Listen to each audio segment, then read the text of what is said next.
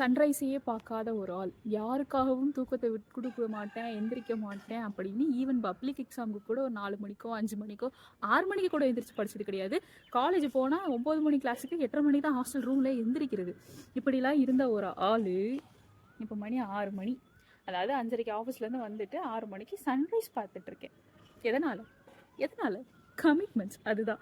ஏன்னா இப்போலாம் எனக்கு வர தோண ஆரம்பிச்சிருச்சு, நம்ம வாழ்கிறதுக்காக வேலைக்கு போகிறோமா இல்லை வேலைக்கு போகிறதுக்காக வாழ்கிறோமா அப்படிங்கிற மாதிரி எனக்கு ஒரு தாட் ப்ராசஸ் வந்துருச்சு.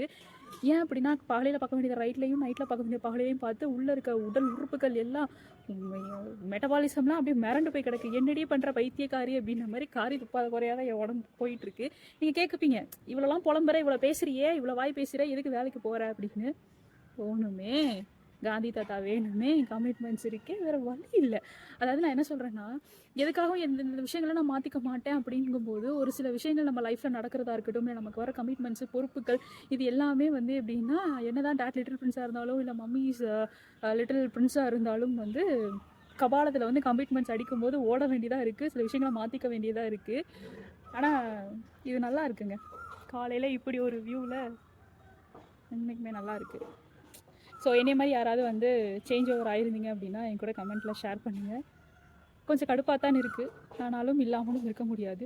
வேலை வேண்டும், சோறு வேண்டும், அதனால் வேலையும் வேண்டும்.